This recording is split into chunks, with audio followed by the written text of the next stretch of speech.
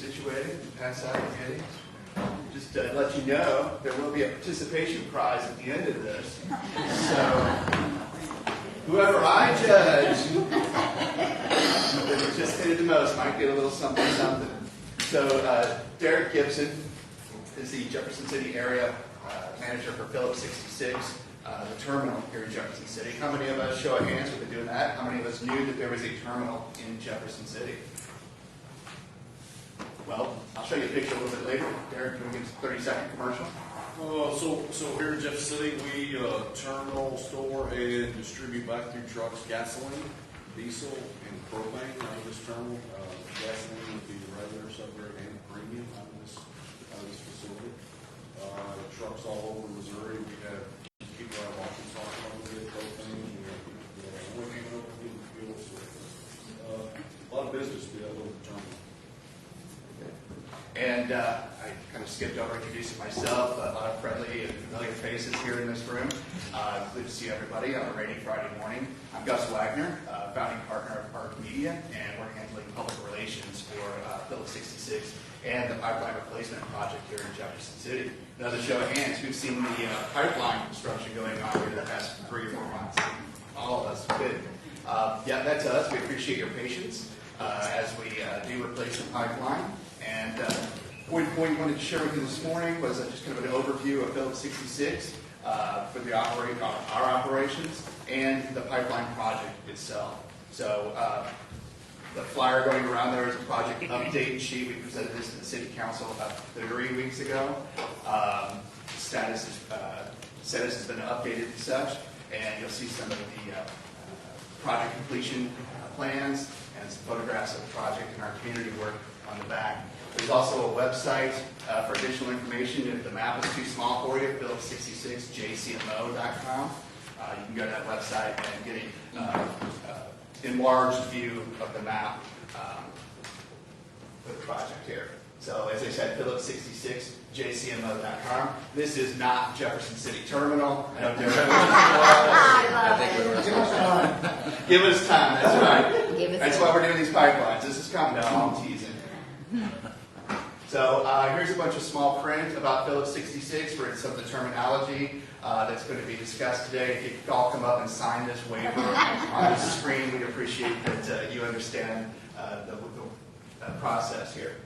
So Phillips 66 is a leading energy manufacturing and logistics company that processes, transports, stores, and markets fuels and products globally. We don't drill for the oil and gas ourselves, but we do. Our role begins almost as soon as it comes out of the ground.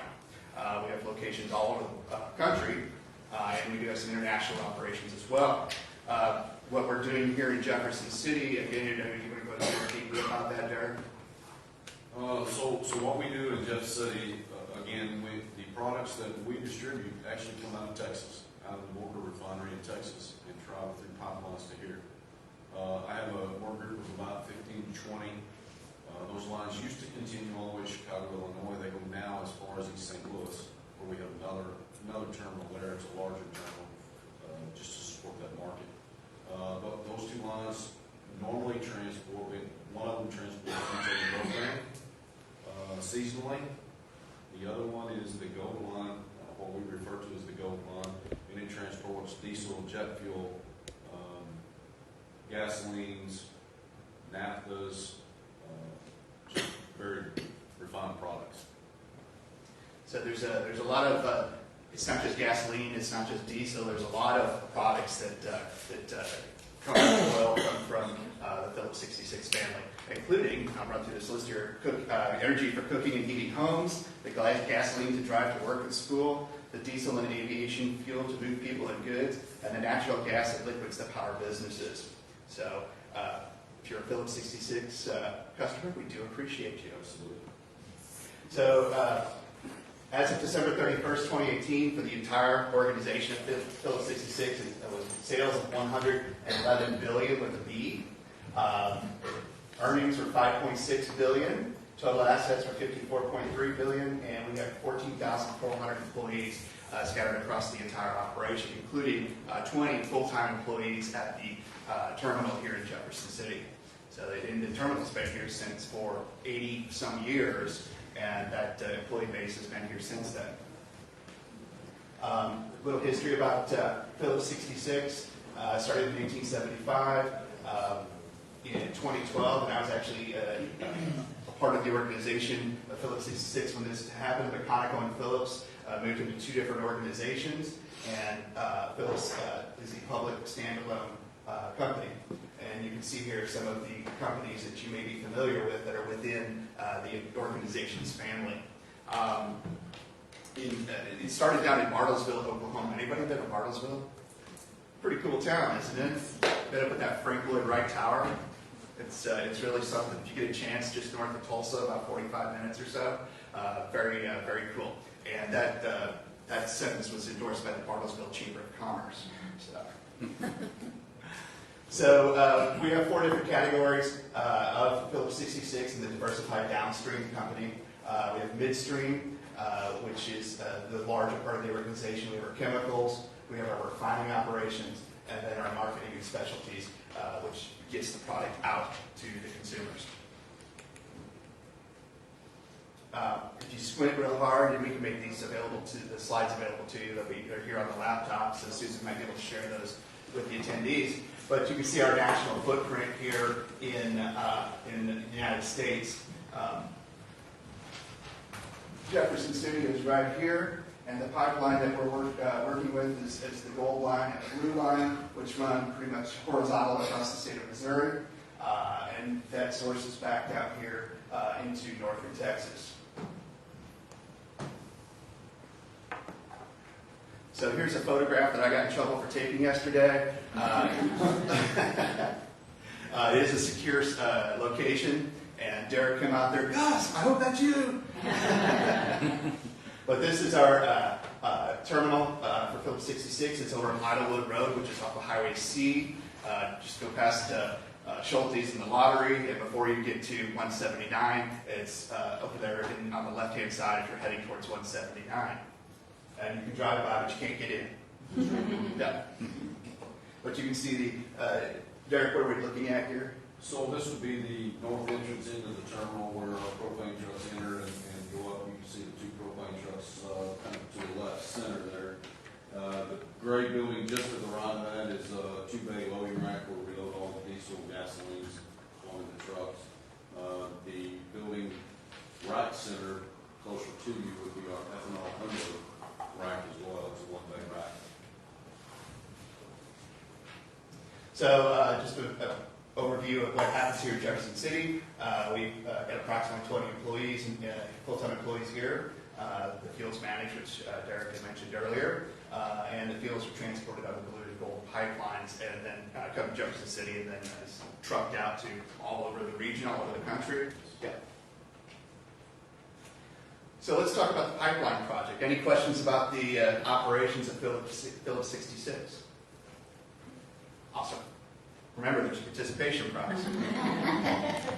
So the blue and gold pipeline project, we have brought in, we started in July, and since then we've brought in approximately 300 employees and contractors into Jefferson City, and they are all staying, and the ones from out of town are all staying here in the Jefferson City area, so that's we feel it's a very good impact. Diane, thank you for all the welcome baskets and bags and coupon books and stuff. If you're bringing in events to Jefferson City, please do reach out to the CDB.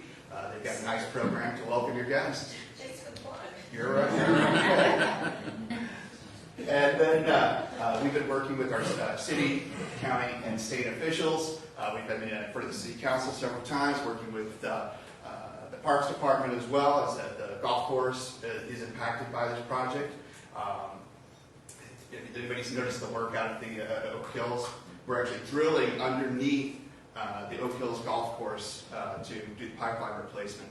It's about 4,000 feet, I believe, that's drilled, and I believe that's about 90% or so, plus or minus, complete at this time. So it's Couldn't pretty. just dig it up. Is that? Couldn't just dig it up. Well, Yeah. we thought about that. Yeah. Then we thought better about that. But for those of you who played Oak Hills, it has not disturbed the operations of the golf course.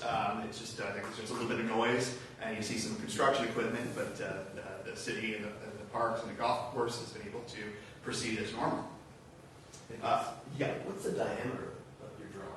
The diameter of the drill is, So the pipe will be 10-inch, mhm. the bore will actually wind up being 16-inch. And they'll fill that with mud to lubricate that until you start the 10-inch pipe.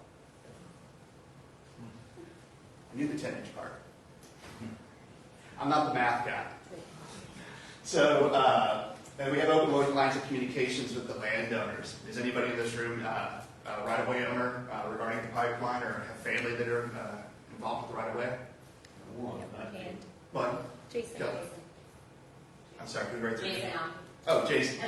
Thank you for your patience. Progress is progress. That's right. So we're keeping those open lines of communications with landowners. The right-of-way has existed, as I mentioned before, for the last 80 years, but some folks kind of forget that it's under there because it hasn't been touched for 80 years. So we did an initial outreach project. We have a right-of-way crew, right-of-way management staff that comes in and communicates with the landowners and the adjacent landowners just to tell them what's going on, et cetera, making sure that everything is on. They're on board, and we're all working together. And then if there's any disturbance of the soil in that right of way, we do restoration projects to get that back to same or better than it was before. How deep is it? How deep is it? I'm going to ballpark about 12 to 15 feet deep is what the trench is. No? Well, I was going to ballpark, see? 4 to 6. 4 to 6, yeah. The old line was not nearly that deep. Yeah. Just due to restrictions on mechanical equipment back in the 30s. Okay. Very good. And we do have two project headquarters on this. We have the East Project, which is out by the Taos exit, and the West Project, which is in that lot next to El Humidor on Green Edgewoods. Yes, I'm sorry. I always think the Greenway and Edgewood always messes me up. So I'm an East Side guy too. So, but that's right. So those projects are headquartered there, but the project runs from the Moreau River out to Russellville, near about Russellville in Montana. I'm sorry? Osage River. I'm sorry. I meant to say the Osage River, and then it heads out to the Russellville area. You can here see the map here, a little larger view. This is the map that's on your handout here. As I said, over here to Monotone County, all the way to the Osage River. If you've seen these pipes around town, these are the pipes that are being installed into the earth. This is a 10-inch pipe that Derek mentioned earlier. So if you see these around, that's what this is. What's the material? I'm sorry? What is the material? Steel Pipe pipe. material, steel. Steel. With FBE fusion bond epoxy coating. Epoxy on the inside or outside? Outside. What's the life expectancy of those? So the current line has been in the ground since 72. 50 to 60 years, I mean, just based on chemicals and corrosion. We run tools down these lines, inside tools, to look for wall thickness loss, corrosion, cracking, coating loss on the outside, coating damage by third parties. All of that goes into the life expectancy. We operate some lines down in Texas, been in the ground 70, 80 years. But it's a much drier climate, not near as much corrosion. Very good. You may have seen these signs around town. Strike is one of our contractors, it's our lead contractor on the project. There has been some community conversation about what these signs are. This is just designating their access roads and that they're working in those various locations across Jefferson City. Now you can tell everybody what that is when the questions come up on the good, bad, and ugly, right? And Phillips 66 has an incredible commitment to community. We've been able to participate in two significant projects here in Jefferson City.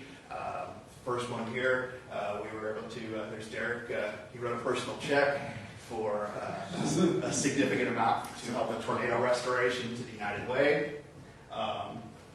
Thank you for that. It went through. Yes. Very good.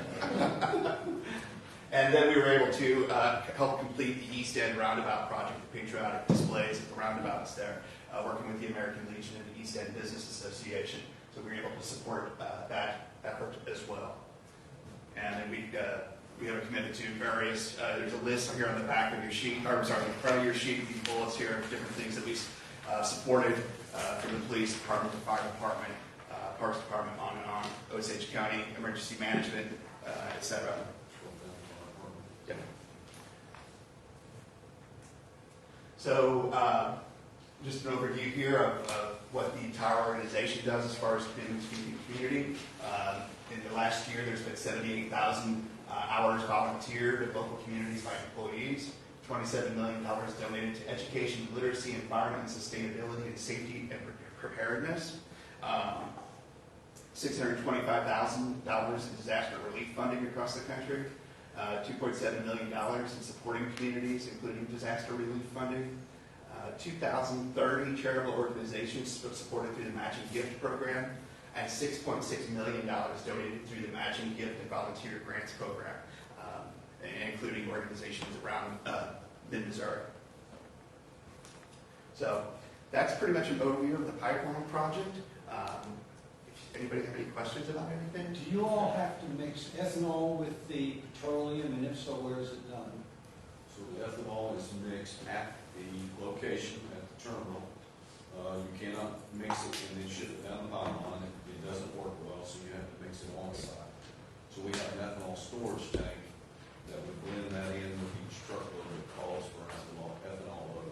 And does Phillips refine the ethanol, or we buy somewhere else? We buy it elsewhere. In Missouri? Yes. Is that pipeline just have one single product being traveled through it, or are there many? No, so the two lines, one of them will transport butane propane, depending on season. We're now in propane season, as everybody knows, so it's mostly going to be propane, but there will be some butane. That particular line is unique, and it can flow east or west. So we take butane back out west during the summer. The other line, as I said, it transports diesel, jet fuel, gasolines, naphthas. So there's many lines inside of your main tenant, right? No, we match the product inside. She'll have a small interface in between products. And all of that interface winds up in St. Louis and goes back to our Wagner refinery. This is a dumb question, but I'm going to ask it anyway. What is the force that sends? It's pressure, pump pressure. It's just pump pressure? Yes, ma'am. Okay. Because it's, I mean, the distance, Yes, ma'am. unbelievable. That's why I was wondering. What's the velocity that this? So it depends. We can run different pumps, different configurations, but it'll typically run somewhere between 600 barrels an hour up to 1,200, 1,400 barrels an hour. What's the longest length that you force pipes? So you have intermediate pumps up and down for hydraulic purposes to keep the line flowing. I think here, our last pump going towards East St. Louis is at Jeff City on the blue line. Now on the gold line, we have a small pump station down in Bay, Missouri, that helped boost it on up over the hill and get it into East St. Louis. Randy? Well, I live over on the east end of town as well, Gus, but on the Seven Hills section, I mean, it's obvious, this is like a big, Right. path. But then going back to the west, when you get to Greenberry, is it not being replaced there, or is it yet to be replaced? So they're actively working from just south of California all the way into Jeff City. They've got the border rig set up on 179 right now. It kind of moves west northwest from 179 out across pasture land and cropland. But all of that's actively being worked as we speak. I know exactly. Last My former front yard. Last update, we're approximately 80% complete. Right, on the west, and east is about 48% complete. We haven't gotten to the residential areas at this point. Yeah, in that dip there, the Greenberry dip. You have to dig up Randy's house? We're going around it. I guess I need to get a lawyer and start negotiating. I don't think there's a need for that. It's closer to 7 Hills. Yeah, so Randy's safe. John. On the boring process, how far can they, the distance can they bore? It depends on the size of the rig.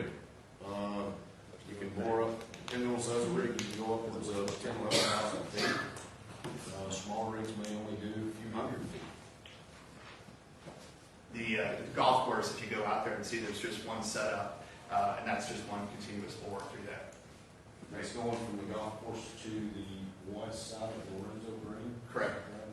And then they're going to spin that rig around and go from there to 7 Hills.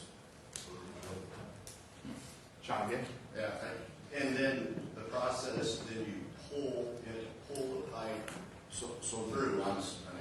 very brief summary, they will pilot through with a small bit, put on a ring bit and ring back, put on another bit and ring back, and then the fourth trip they would actually drag the pipe in. Yes. Enlarging the hole on each trip. Pipes welded. Yes.